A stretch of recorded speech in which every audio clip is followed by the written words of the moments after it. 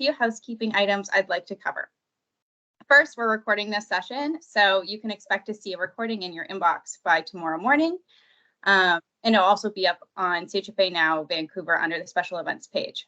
Second, we carved out about 15 minutes at the end of our chat for questions.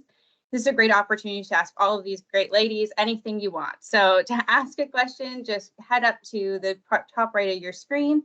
There's a little chat bubble and you can pop it in there. Please note, though, the chat is public and everyone has visibility to all of your questions and comments. Finally, this is our second series of digital lead-in events, and we're striving to make them the most useful for our community, and we would really love your feedback. So I'm just going to share my screen and show everybody this link. If you could head over to menti.com and enter in the code 92523900, and just hold on to that until the end of the session. Right before the Q&A, can you hover on over and just let us know how we did? We're really trying to get some good feedback on our lead-in events, and we'd love to know what you thought. So I'll just give you one more minute. The link is also going to be in our chat function, so you can just click on that as well. Okay, now before we officially get started, let me properly introduce our guests. So we have Jacqueline, who is from JC Marketing Co. She's a niche for representing competitive brands and purpose-driven founders. She works directly with media to tell stories for partners in the industry spanning from food, design, real estate, and home.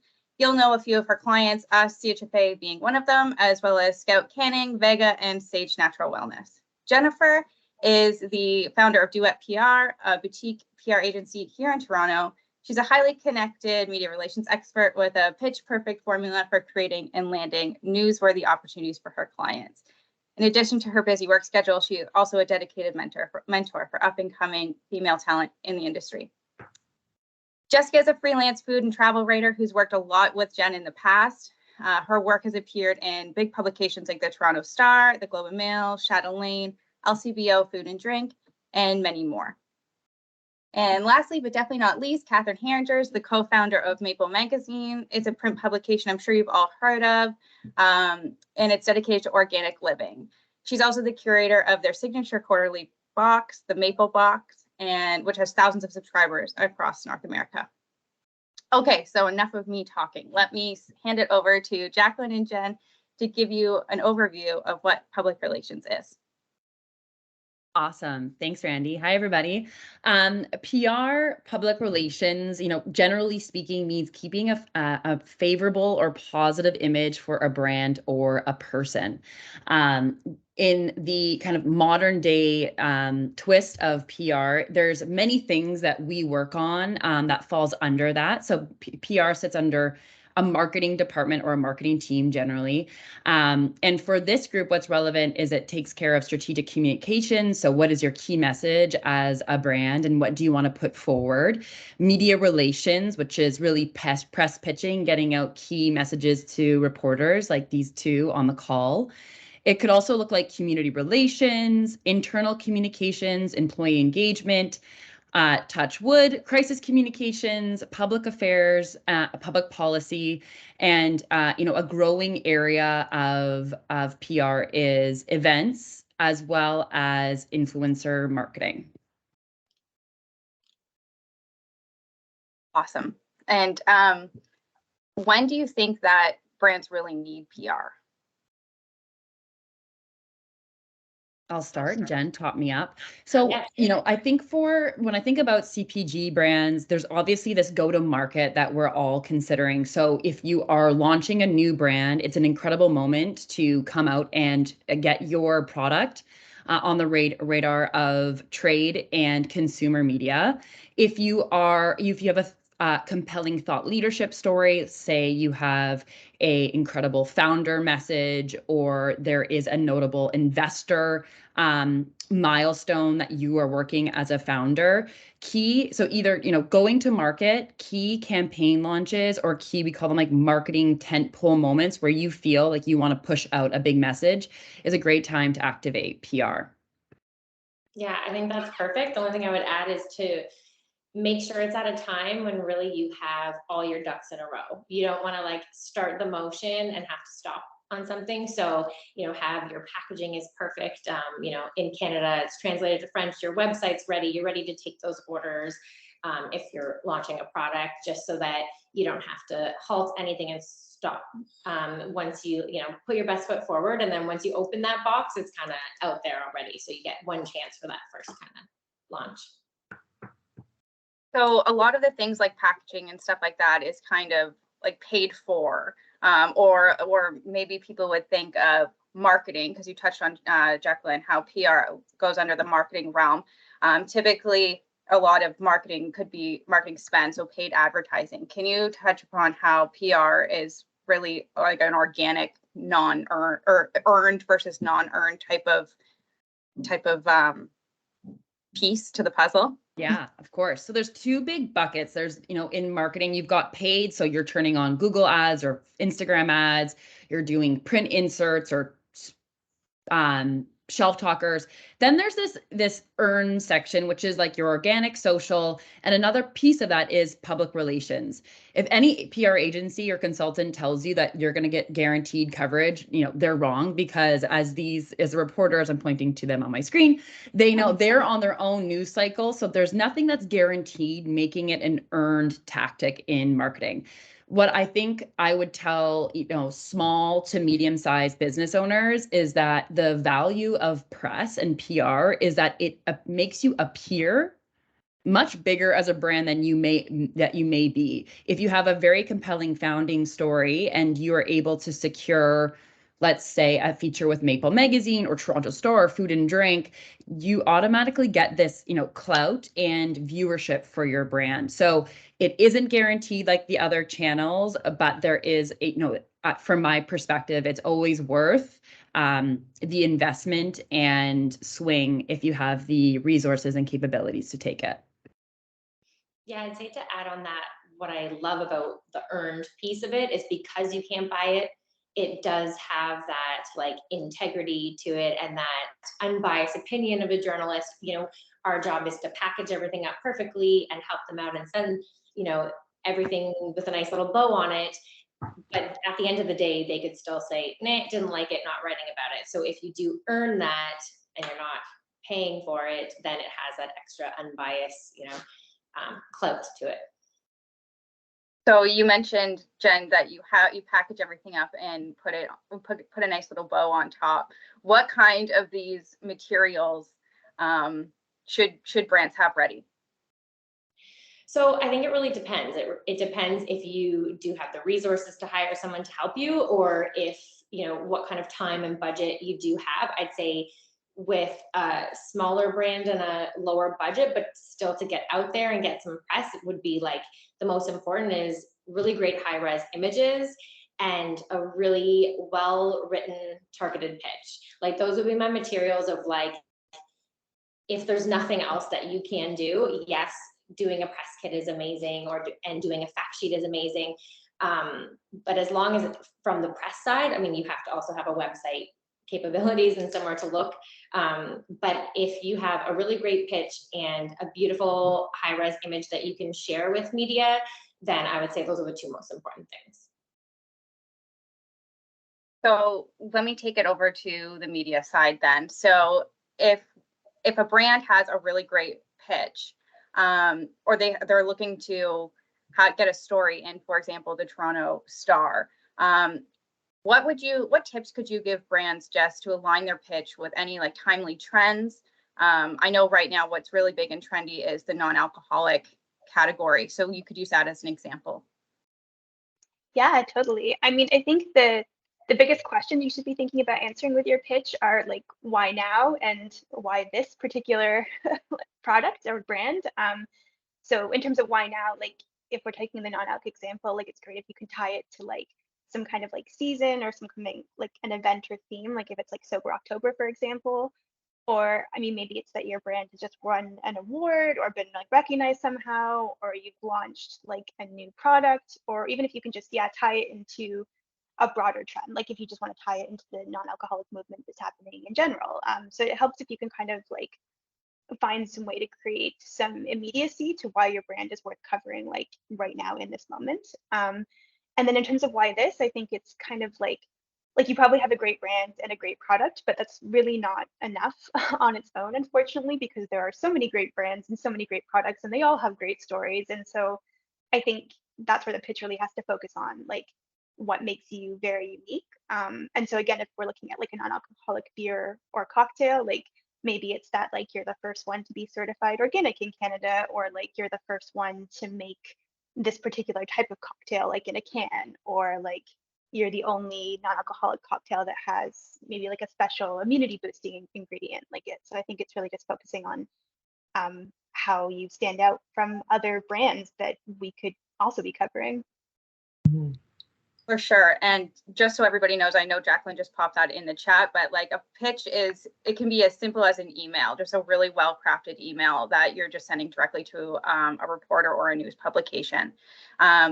Or somebody like Maple, or like Catherine from Maple Magazine. So Catherine, I'd love your insight on how is there anything different in the way brands can pitch you for like in comparison to the way Jessica just talked about for the Toronto Star or other types of publications? Yes. Well, actually, just quickly picking up on the discussion of, it just reminded me of the non-alcoholic or zero proof category, which is, as we mentioned, super on trend right now. So in the summer issue of Maple Magazine, we have a section which actually speaks to the unpaid. So we have, my favorite section of the magazine is called In Stock, and it's an entirely unpaid section, which is so beautifully curated, all of my favorite things. And why I love this section is that so many of these beautiful makers, they would never be able to afford advertising. So this is a place where there can be so much authenticity, which I know we're going to get into like later in the discussion, but authenticity being super key. Like this is where I get to tell like the most beautiful stories. You know, they're often sort of also, you know, higher price point, more boutique items. Like this beautiful hat was like incredible. This is Wonder Valley, which is a brand from California. But anyway, speaking of the zero proof category, so there's this great company called Sensorium that I'm going to give a shout out to. They're, I think, probably like the #1 collective for zero proof beverages in Canada right now, and they're based in Vancouver. Anyway, so this is a great example. I don't know if you can see this, but this is a great photo, beautiful imagery. And this is an example of a brand coming into Canada called Wilfred's. So Wilfred's is the #1 UK-based zero proof product or beverage rather.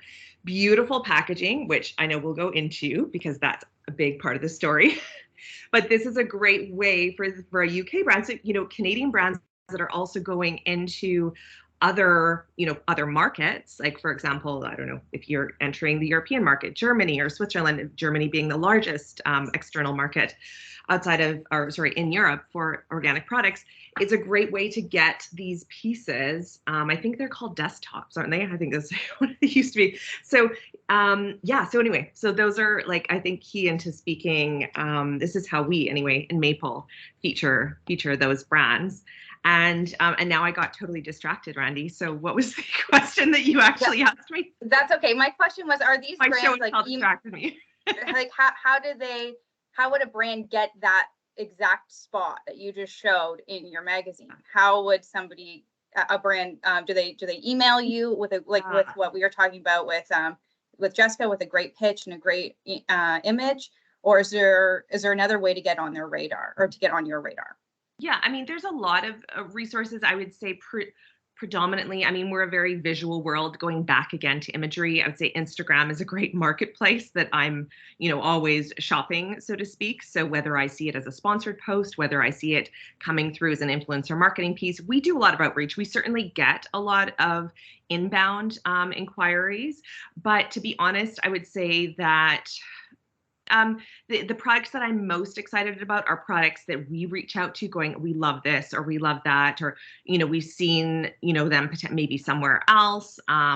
So, you know, again, it's a very visual thing. It's a very like feeling kind of, it's certainly like not a sort of very scientific answer by any means, but I would say Instagram. And then we do have relationships with agencies that keep us on their radar, certainly, and they know what kind of products we're looking for. They understand our cycle, they know what's coming up, that kind of thing. So certainly those those absolutely do happen. And yeah, so. Okay. So I think from what I'm gathering is a great pitch is great, or is needed, but also having a pretty fulfilled social presence. So it's in addition to your website. So people that are trying to check you out and learn more about who you are as a brand, it's important to have that up to date as well.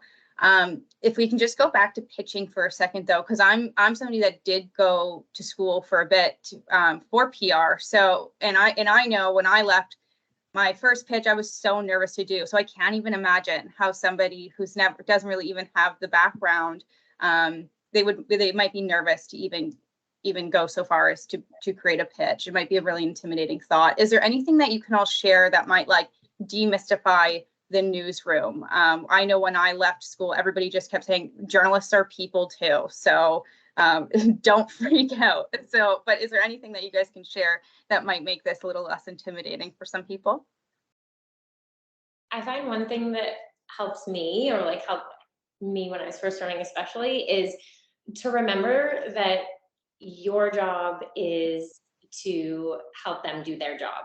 So it's not a scary thing. Like I think sometimes people have this image of like, they're so busy, which they are, and they're gonna like hang up on you or delete your emails and that kind of thing. But I think if you remember that like your job is to, as I said before, kind of like package things up and give them what they need, really like you're doing them a favor in some ways because they're so busy. They're stressed for a story or a source. So if you can give them that and everything that they need super easily, then they're going to be like nice and you're doing them a favor. So I think remembering, yes, that in the same realm as like, okay, they're people, is that you're also like kind of need each other to do the job and to do the best job. So you're helping them in that way. I feel like that helps me. Mm-hmm. And once you have that pitch, keeping it short and distilled, hey, Jessica, saw that you wrote a great article about the zero proof category. I'm getting in touch because I work for Opus and we're launching a new category, and we have a founder that just did some research around the zero proof category. Like that's kind of what it is, right? And then the big thing that I would add to Jen's is, keeping it short, helping reporters, giving them all the right resources, if that is, assets, which we talked about. So that's high-res images, pre-approved quotes from your founding team. That could look like interview phone access or video access. The other big thing is pitching relevant media contacts. I find that when brands do it in-house, they'll just pull up the editor-in-chief at Food and Drink and we'll go to them and won't get a response. So part of the job that agencies or consultants can provide, or if you're doing it on your own, is you need to dig through the stories and find out who's actually writing about our category. And are they a freelancer? Are they in-house? And, finding, I feel like everyone's like, how did you find their contact details? It's like a good old, like, when you're like online dating, you want to find somebody, you just gotta dig deep. It's Twitter, there's emails on mastheads. There are scrubbing tools that you can pay for if you have budget for, like Meltwater, which gives you contact, it's a media database.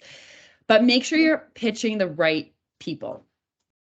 I think to add to that too, which I'm sure the journalists have something to say, but like to add to that too is a good place to start to even like find people that are relevant. And it takes some time, but to go to sites like Help a Reporter Out, like Haro, Haro, or Quoted, where journalists are asking for people to submit stories to them in a specific category. They can say, oh my gosh, this is perfect for me. They're asking for experts and sources. So that's a first way to get in there and say, hey, I have this perfect product for you. Here it is. And then to keep that relationship going on moving forward. Mm-hmm. And I wanted to also mention that the experiential aspect of it is so important. So sending a sample, especially if you're looking for unpaid coverage, like I'm not going to put a beverage in the magazine that I've never tasted. This is like authentic review, our readership. And whether it's digital or anybody that has, authentic reviews, you want them to be truly authentic, not just, throwing it out there because you need content, with 5 minutes to spare before the press deadline. So I think that, making that like pitch and then sending a really nice little package, it doesn't have to cost a lot, with a nice little, it can be a handwritten note. I get them all the time. It makes a world of difference. I do them especially when I was first curating for the Maple Box, when I was first curating our influencer community, I hand wrote every single card, and really created that relationship. And I think it's also like finding your community also where you get to like make these connections that will allow you these ins and able to find, the right people, et cetera. But I think sampling, doing it right is so key, so important, especially obviously in the food and drink category, but anything, skincare, anything. Jessica, do you get, and Catherine too, but Jess, do you get a lot of really fun samples because you're a food and drink reporter? Yeah, I do. Yeah, it's nice. And I think that's like, I think that's the difference again when we're talking about like earned media versus like paid, because it's like, it's not, I think it's important too when you're sending those out to think of it as like sampling and relationship building and not think of it as like transactional. Because I think sometimes I've seen people make the mistake of kind of like, okay, like I've sent you the product, so like where's my story? And it's like, that's not like you're this, you said sending the product is not you buying a placement. Like it has to be like a little bit then in good faith that you have a good product, they're going to like it, they're going to want to write about it, and then kind of like hoping that coverage results. So I think it's important to like approach it in the right way if you are sending out samples of things. But yeah. And probably that note to like be patient, because it's not a transaction. You didn't buy something, you didn't buy an ad, so it might take some magazines are longer lead and farther out, that it might take a few months. So it is like that waiting for the right moment as well. And it's interesting with the non-earned and the earned, because I feel like with paid advertising, you feel like you get, or at least on, for example, social media advertising, you can see the metrics right away. You don't really get to see the metrics right away through PR. So I'm wondering if Jacqueline or Jen, if you have any example of a brand that you've secured some really great PR for that has then led to, well, in conjunction probably with a lot of other efforts, but at least led to some brand success and an increase in sales. Definitely a lot. Yeah. Well, that's why you guys have great agencies, but yeah, but like a specific example I would say of like some really, it's so many and it's really different for every brand, I would say.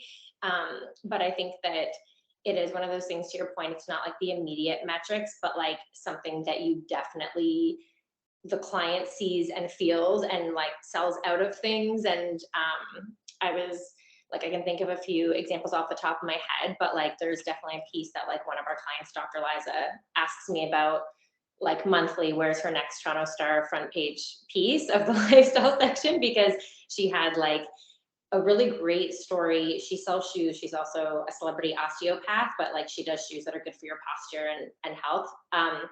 But Leanne Delat from the Toronto Star just did this like amazing piece that really like explained her story, her brand, and then went into the shoes and the importance. So like it was unpaid, but someone's reading that and like, oh, I need to buy these shoes. So she's like, this was literally 5 years ago, and she still talks about it because she just like sold out of that whole, stop shoes. And she's like, some of the best clients today still return are from that article.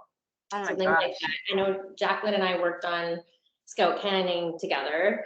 And after like a holiday spread with the seafood, like charcuterie boards, I know that they saw like immediately from the Chatelaine website to theirs, sales. Yeah. And even from the magazine too, because they just knew it came out that day and then had like a bunch of sales for what was in the article. So sometimes you have to like, use the clues and like kind of see how it is, but like there's tons of examples, I feel like that. Yeah, I think the big thing, if you do get that earned piece, it's on a digital side. Of course, it's attribution to your website, which Jen is speaking to is SEO and ranking. Often if you type in a brand, a piece of a news article will populate, and that's that third party, authenticity which we all love. The other thing that I would remind this group is that I've seen the last 4 months with all the changes around paid advertising, that media placements, if you're able to turn it into a paid ad, performs really well. This isn't in food, but I work for a fashion brand, and we were able to get their sneaker into Esquire magazine. And if we just changed the ad creative to say, as featured on Esquire an e-com shot of the shoe and ran that on social, and it outperformed our existing like more brand creative fivefold because it had that, oh, they've tested it, we love Esquire, there's that source. Yeah. That's another way to run press for you.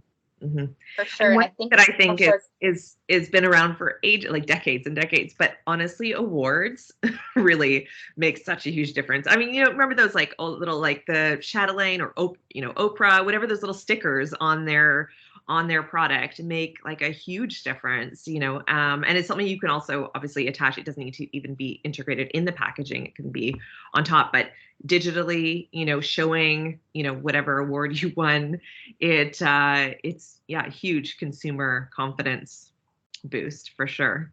And to Jess's earlier point, can help you get press around that too when you just Which exactly. So it's like that goes together. Yeah, so I think one of the things is obviously sales, but it's also just a good opportunity for brand exposure and just getting more people to know about your brand, whether they're going to be immediate buyers or down the line. Are there any other KPIs that you think should be kept in mind in terms of PR campaigns? If it's not just straight sales, like how can brands kind of look or find value out of a PR campaign outside of sales? Yeah, I'll start. So, the traditional way would be, we launched a new brand, we got this many placements, this was the reach, here was the ad value, or if you were to place an ad, this is what it would cost. But more modern day PR looks at, here is the referral traffic that piece of coverage drove, here is the engagement or social following that piece drove. You could also look at, in this case of like the advertising, what that piece was able to attribute from an advertising perspective. And then there's these other places where you can use press if you're getting creative. So if it's an investor deck, I find that is really powerful, where you let a reporter tell your brand story for you, especially if you're a founder. Like, it's always nicer to have that piece. So that's a great way to use press to have, if it's retailer meetings or investor meetings. So no clear business ROI. Again, I guess this is always the gray area of press, but it's a positive brand reputation, and it puts your brand in a good spotlight. Anything else you guys would add? I would only add to like putting it as that, like as seen on, also to put that on your website, which is more credibility and excitement about your brand. I think the overarching theme, that's come right now, I mean, is knowing in this economy, especially where your dollars are going, that you are buying a story, you're, woman owned being a huge component, BIPOC owned, those, stories behind the products are so key. And, and I think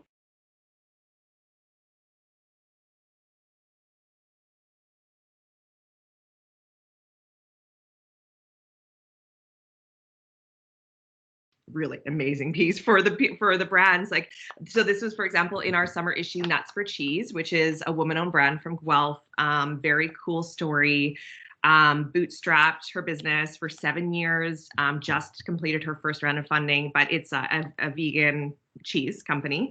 And, and we always feature women-owned brands in every issue. There's always women-owned brands, Indigenous voices, BIPOC, so those are really important. And I think finding those key media outlets that have, that sort of, I mean, not to, toot our own horn or anything, but, that have like that soul or that essence, and that, have those values where we do try to amplify those voices. And if you are part of the community, just continually pitching them, aligning yourselves. I mean, obviously we only print 5 times a year, so, we only have 5 of those spots, but I mean, being able to offer that, I mean, it makes me feel great because I know what our circulation is. I know that we tell this story widely and how much that can mean to those brands, because I mean, there's almost like, I don't even know many other magazines that do those type of like full stories. So it's kind of, I mean, I think just aligning yourselves with those outlets that are going to be like really targeted, and if you are part of that community. For sure. And I think, I know, Jacqueline, you mentioned it a little bit, but one of the pieces is the reach that you would get from working with social media and influencers. And I just was wondering, because I know you've worked, and so have you, Jen, is you worked with a lot of brands in the natural, organic, and wellness space. Can you share an example of one of those brands and beyond press and more into the digital space, and how to work with influencers and how to maybe choose the right one? I feel like choosing the right one is very important and very important to do a lot of research.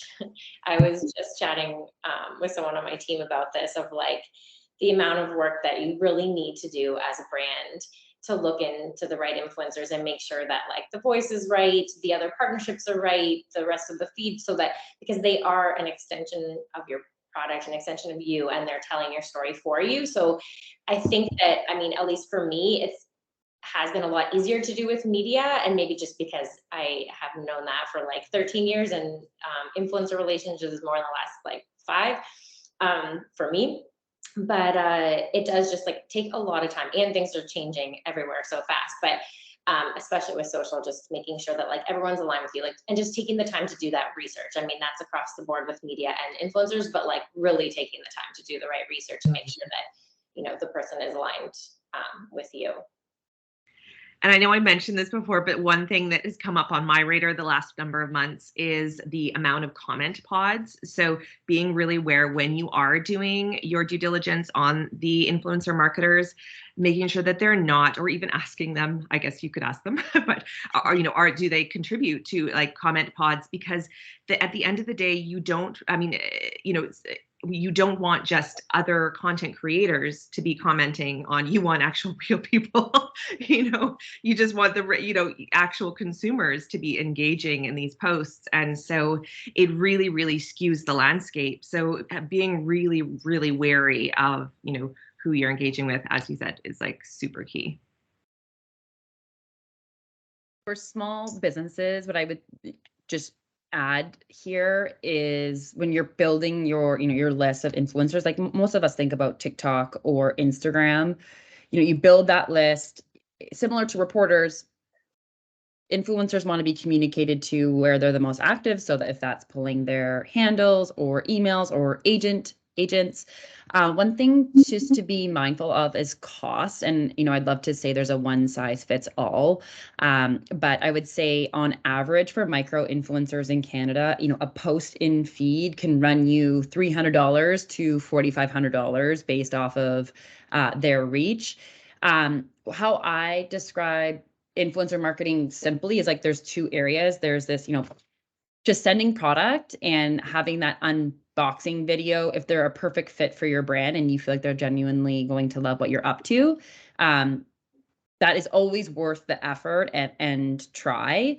If your content team is looking for awesome content in situation or in their kitchen or recipe development, you may want to consider taking some of your content budget and attributing to influencer marketing. And what I mean by that is, in Vancouver, if you want to work with a plant-based influencer like Erin Ireland, you could work with her on a content rate, which could range from $3,000 to $10,000, where she'll produce reels, she'll produce imagery, recipe development. You own that content as a brand. You can whitelist that. You could boost that. You could pay for it. You could use it on different marketing channels.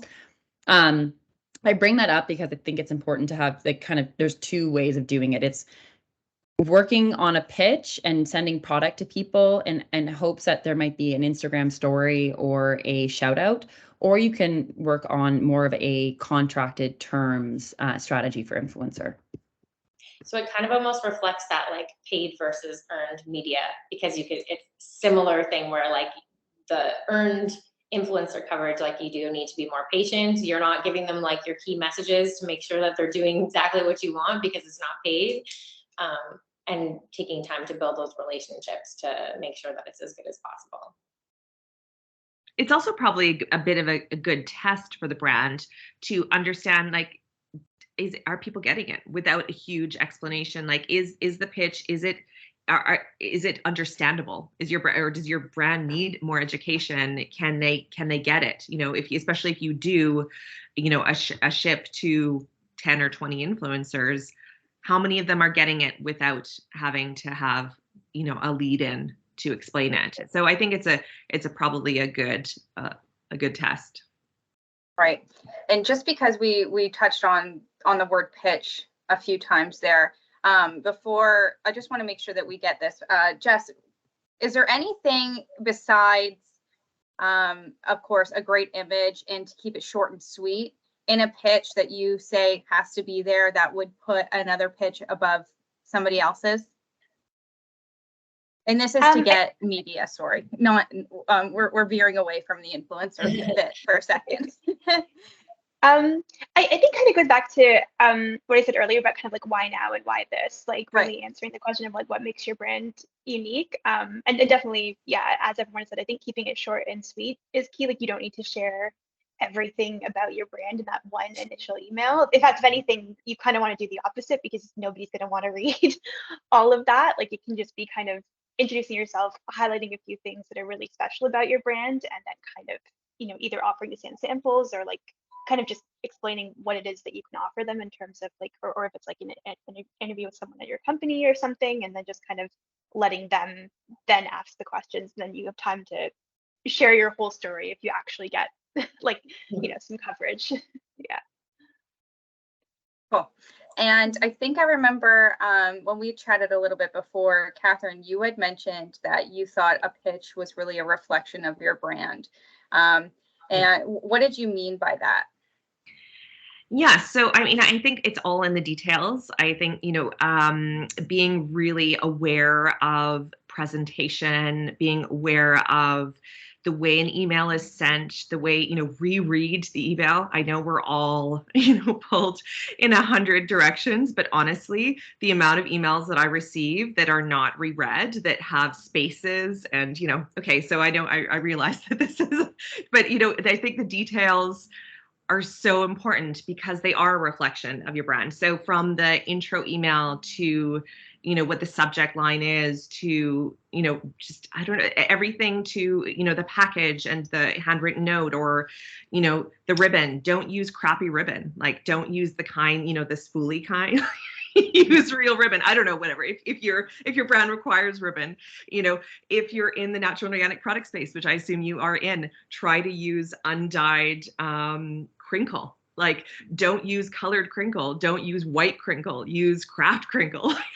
All the little details that contribute to, because the more that you think about the presentation of your product, it's almost, you know, it's almost unconscious, because people will unconsciously be drawn to the layers of authenticity. I mean, maybe, you know, I probably do go over the top a little bit, but, you know, today's the first day of Virgo season, so we can go over the top, we can go detailed, you know, we can be molecular about these things. And I think that, again, it's like people are automatically drawn to these layers because they get to like unbox all the things. So like for the Maple Box, for example, and I'm kind of on that side as having a product, when we're sending it out, you know, and I wish I could show you a box here, and I don't have one right now, but so when you open the box, you know, there's poetry on the inside, and the poetry is written by a woman who was an early 18th century explorer in the true north. And, you know, and in the crinkle and the bag that everything is in is organic. And, you know, all of those tiny little details, the card, the magazine, all of those things, how our, you know, one thing we get comments on all the time is how Maple Magazine feels. We print on uncoated stock, FSC certified paper, we print in Canada. All of those details make such a big difference because people can feel it. It's an investment in your brand. It's part of the story. It makes it so much easier for the PR agencies, because you're like giving them like, here, it's like, you know, so much content. And, you know, and I guess I just feel like it resonates. It's like, you know, high vibe.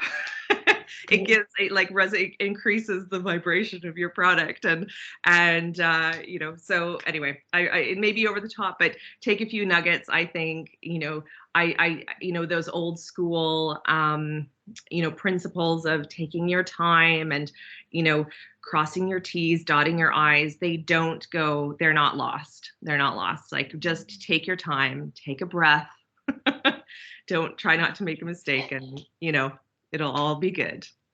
Yes, because to that point, the number of pitches I get, which you'd be surprised, that either don't have my name right or they mention like some publication that I've never written for. And I get that everyone's like, you're probably sending a similar pitch to a bunch of different people, and that's like totally fair. But just double checking that stuff is like, it's so important, because it's not the best first impression. I know, and I've received a lot of those where they're just like, you know, blanking out. And the other thing too, we're a bilingual country. If somebody's Stephanie with an accent, add the accent. It takes 2 seconds. You know, it takes 2 seconds to add an accent to the name of the individual, whether I'm connecting with a founder, whether it's a PR person, I don't care who it is. Spell their name correctly if there is some sort of accent on it, you know. Otherwise, just sort of washing over, you know, it's just not as meaningful. Well, that kind of led me into our rapid fire questions, which one of them was, so it's a little bit of a fun piece. So I'm going to give you guys a few questions and you got 10 seconds to answer. So I know you kind of just touched on it, Jess, but if you have anything else, the question for you is, how many pitches on average do you get a day? And what are people competing with? Oh, that's a good question. I mean, probably, I would say at least 20 a day. Like it varies, sometimes more, sometimes less, but like, yeah, like quite a bit, which I think is again why it goes back to, and I think that probably like there are other editors that get even more than that too. And so I think it goes really back to why it needs to be short and sweet, and why you really have to know what makes you unique, because I mean, I'm just skimming them, anyone else is really just skimming them. And so even if it's like making sure it's not like a wall of text, like breaking it up into really little bullet points and like showcasing that beautiful imagery and making it something that can kind of be skimmed quickly enough that I know that I want to read it more closely and like get back in touch, and just kind of, yeah, again, it goes back to the idea of like how your job is kind of to make, you can kind of be making our job easier, and that will make us want to work with you. And one of the ways you can do that is by making a really short and sweet pitch. I love that. And bullet points, especially, like if it means, if it can get your point across faster, just use them. Okay, Jacqueline, what's the best PR campaign you've seen in the last year? Oh my goodness, Randy. Okay. What is the best PR campaign? I want to give a Canadian example. What comes to mind? It has to be woman owned. Just joking. What's that? Has to be woman owned. No, just joking. No, it doesn't. I'm stumped. Okay, that's okay. That's okay. We can come back to it. Yeah, please do. Jen, if you had to pick for a brand in the natural, organic, and wellness industry, a traditional media story versus a social media influencer reel, which one would you pick? Okay, am I cutting out a little bit? No, I'm okay. Okay, for some reason it was like jiggity jaggedy for everyone. Okay, so traditional or social media reel, what would I pick? Yeah. I mean, I want to make a choice. I will make a choice, but I would say it really depends on the brand and the brand's goals and who they're trying to reach, because I do think that that's the most important thing, is to like, you know, reach your right audience.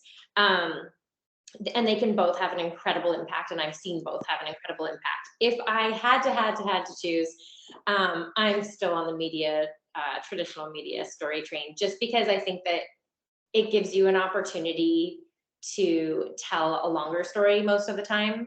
I mean, Instagram reels have their place of being punchy and short and sweet and getting to people's attention spans, but I still like sitting down with a magazine or a newspaper and like reading a big story. Sure. Catherine, what's your top place to look for inspiration? Outside of the natural products industry. So I work pretty much exclusively in this industry. So I like to look to publications outside of our industry. Monocle magazine is one of my favorite. They have more of a female publication called Confect, which is very cool. Podcasts, classic literature like architecture.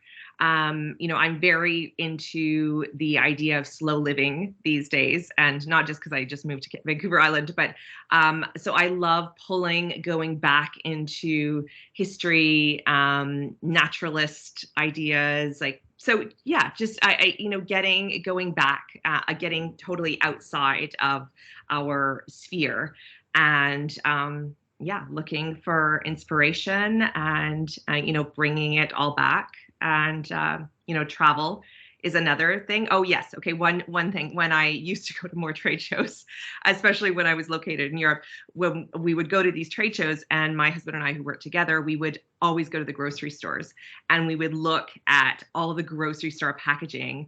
And like, for example, the UK has fantastic like food stores, and Switzerland is another great hotspot where you'd go and you see all these international brands, and it's great because you get to see what they're doing. And we worked over a long time in packaging design, so we were able to kind of get this sort of inspiration. So yeah, grocery store shopping in international would be like one of my top favorite things to do. So cool. I love discovering new products outside of Canada. But there's also a lot of good ones in Canada too. Of course, yes. We can see them at CHFA when we attend exactly. the show. We can all go explore and discover over 1,000 new products at CHFA now, Toronto. Jacqueline, did you pick one? Yes. Okay. When you asked me the question, I thought about this. I was like, yellow's coming to mind in Ad Age. And what it was Loblaw's No Name campaign when they launched. Oh, yeah. And so what's great, it's obviously a marketing campaign that they launched that simple check, but what they were able to do is get great Canadian press and industry publications that we all love. We were just pitching Canadian Grocer. That's why it was visually here. So, Canadian Grocery covered it, Ad Age covered it, Marketing Magazine. The content was really awesome. Consumers got really excited about how they were being playful around like making the no name check cool again. And I think it was a time where the pandemic, like it was just the contrast of this happiness and kitsch campaign against kind of what we were all going through really helped it stand out. So that's what I would say. I love that campaign. Okay, so now we have a couple questions from the audience. If you guys have any more, just feel free to pop them in the chat. But I will start off with, what do you suggest, and like we said, knock on wood, it never happens, but what do you suggest doing right away if an article says something inaccurate about your product or your brand? So from a press perspective, you can always request an edit. So if that is the case, subject line requesting edit, I would send it directly to the reporter, and clearly in the email, just put the fact and then the correct statement below. And I feel like out of editorial judiciary, reporters are so awesome on getting that fixed if it's something that is inaccurate. Good to know.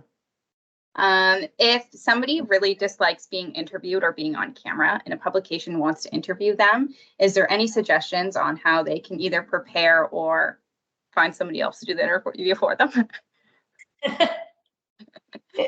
I mean, you can definitely ask. Yeah. I've had people, I've had people ask, like, if I'm going to do a phone interview, they're still like, can I see your questions ahead of time? Which is like totally fair, just so, and then that way you can like make notes for yourself and like rehearse, and like I'm happy to, and if anything, I mean, like I don't mind, because I mean I feel like I'll get better answers if they've had a chance to think about it before the call too. So I mean, I'm sure, I think maybe that makes it a little less intimidating, that it's not kind of questions coming out of nowhere for you. Like yeah. Also, I would also say though, you're a very nice journalist, Jess. I think a lot would be annoyed to get asked for the questions beforehand. So when clients ask me that, I usually say no, and like help develop questions that I think are going to be asked, and like media train and just prepare like you would prepare for anything else. So really just trying to think about what questions they might ask and just prepare as much as you can. And I guess part of me, like, what's the number one thing during media training? Do you think it's just rehearsing your answers, or is there any kind of tips that you can give I would say, like, whenever a client has an interview, I come up with 5 key messages. Like, we know what the interview's about because we've pitched it or we've had that conversation with the journalist. Right.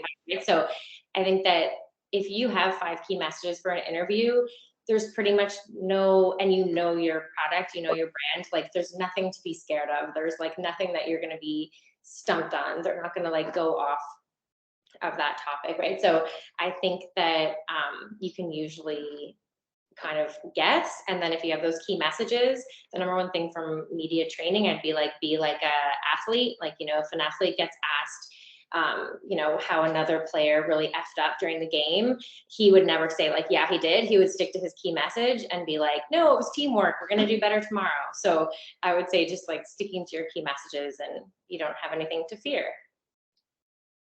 Right. I think that's really great advice. Okay, a couple more questions coming in. Can you ask to read the article prior to publication? Oh no, please Definitely don't. not. Yeah. I hate that. I really hate that. Well, also, okay, number one, it's like, do your due diligence before you agree to be interviewed and have trust in the publication, especially if it's like print, you know, press deadlines. You know, we're all super short staffed. Like, I don't think anybody has like gazillions of people laying around, you know, with nothing to do. I think, you know, everybody's really lean these days. Yeah, just trust.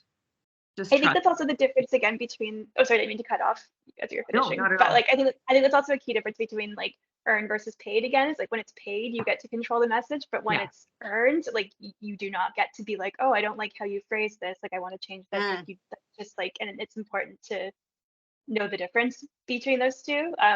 A lot of publications will do fact checking, and sometimes I feel like people, I can tell maybe they wish they could read it and they'll be like, oh, can I at least fact check it? And like you can always ask that for sure, but that's about kind of the max control that you can have over it. Yeah. Interesting. Okay, next question. Can you recommend a resource in Canada where brands can purchase a curated list of micro influencers? Something similar to Grin, the Sociable Society, or Linquia in the UD.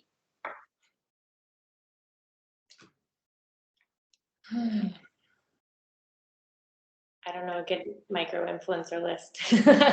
Yeah, you know what? It's because it doesn't Yes. really exist. I have a lot of clients in the US. It's not the same here, unfortunately. There's the influence agency, which always produces like the top 20 or top 10. So I would definitely check out that website.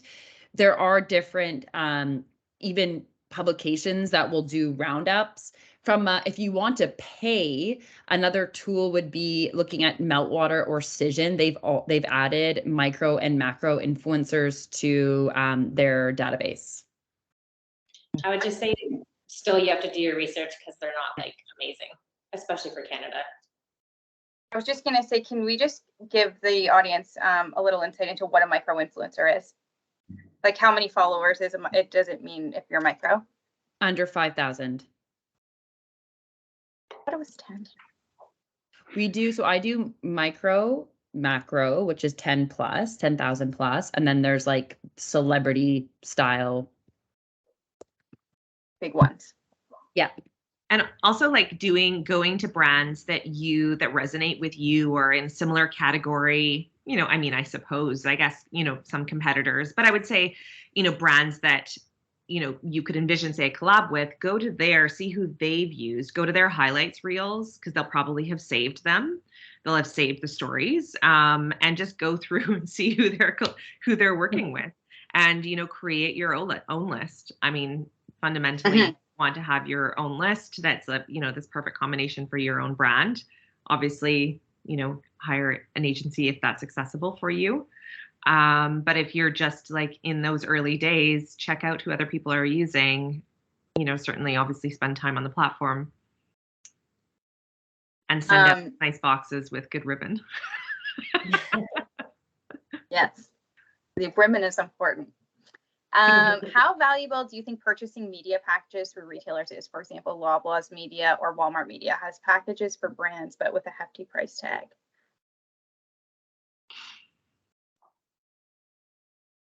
I would ask whoever asked that question if you can clarify if you mean it to be media placements in their publications or advertising? I don't know if I'm Randy. assuming it's advertising. So I guess it's completely different than PR. So as we talked about today, like it's earned versus non-earned. So I mean, they probably have a media kit that has a really great. Sorry, I just saw that it's actually ad placements like Google and Facebook. Oh, okay. I'm not sure. I don't know enough about it to comment. What else? If I were to put my CMO hat on really quickly, I think that was Lindsay that asked that question. I think it's worth trying if you have budget, given that's where customers are right on the heels of conversion, like adding to cart. So I would definitely explore that. But that's my quick. I don't know much about those packages. Sorry. Okay, next question. What advice can you give someone like me who is graduating from business marketing with an interest in PR as well to connect and possibly get an internship to further skills in this industry? In the natural and organic products industry, or in specifically just PR for any? I think any probably industry? the PR industry. I think over to you.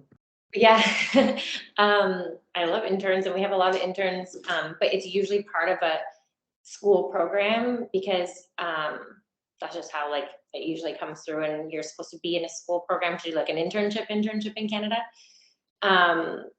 But I would say that we've had interns and hired in the team. Then we've also had people who just sounds like you like have an interest and a bit of a different background, but like want to learn more about PR and just take like a entry level position type thing, and then learn and join the team that way. So I would just kind of look for those positions that like you can kind of do. I mean, business marketing is not far off where you can do the research and learn if you have an interest, and just apply for some opening coordinator position type jobs. And have a writing sample ready. It doesn't have to be a press or pitch or a press release, but just making sure that you have that so we can understand the writing skills. Yes, exactly.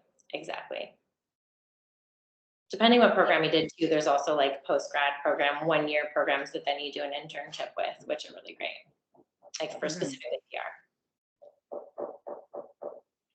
Okay, so we're actually at 3 o'clock, so we ended just on time. I want to thank everybody so much for joining us, especially all of our panelists today. This was so great, and just another reminder that you can go explore so many great brands at CHFA Now Toronto in just a couple of weeks. I can't believe summer is almost over, and not only explore new brands, but get a lot of other really great conference sessions in on the Friday. So for more learnings, head over to the exhibition place in September. Thanks, everyone. Thanks, everyone. Thank Thanks, you. everybody.